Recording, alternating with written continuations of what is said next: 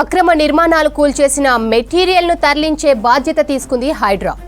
Material తరలించేందుకు ఆఫ్లైన్లో టెండర్లను పిలిచింది. రేపటి నుంచి ఈ నెల 27 వరకు టెండర్ల దాఖలుకు అవకాశం ఇస్తున్నట్లు ప్రకటించారు హైడ్రా కమిషనర్ రంగనాథ్. బుద్ధభవన్లోని 7వ అంతస్తులో ఉన్న హైడ్రా కార్యాలయంలో సంప్రదించాలని సూచించారు. ఏడాది కాల పరిమితితో బిడ్స్ ను పిలుస్తున్నట్లు తెలిపారు.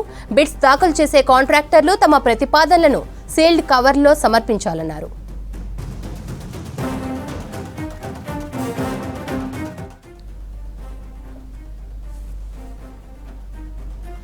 జీహెచ్ఎంసీ పరిధిలో ఇప్పటి వరకు 23 చోట్ల 262 భవనాలను హైడ్రా కూల్చేసి 111 ఎకరాల ప్రభుత్వ భూమిని స్వాధీనం చేసుకుంది.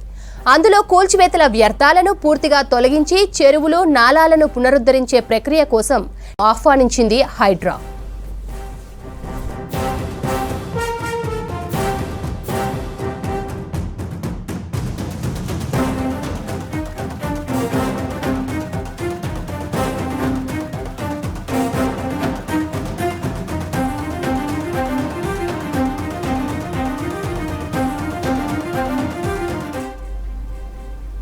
అక్రమ నిర్మాణాలు కూల్చేసిన మెటీరియల్ను తరలించే బాధ్యత తీసుకుంది హైడ్రా. మెటీరియల్ తరలించేందుకు ఆఫ్లైన్లో టెండర్లను పిలిచింది.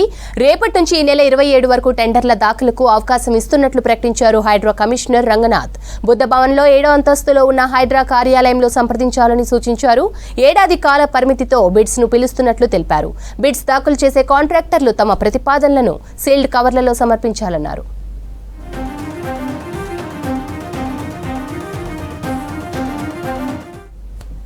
జీహెచ్ఎంసీ పరిధిలో ఇప్పటి వరకు 23 చోట్ల 262 భవనాలను హైడ్రా కూల్చేసి 111 ఎకరాల ప్రభుత్వ భూమిని స్వాధీనం చేసుకుంది. అందులో కూల్చివేతల వ్యర్థాలను పూర్తిగా తొలగించి చెరువులను, నాలాలను పునరుద్ధరించే ప్రక్రియ కోసం టెండర్లను ఆహ్వానించింది హైడ్రా.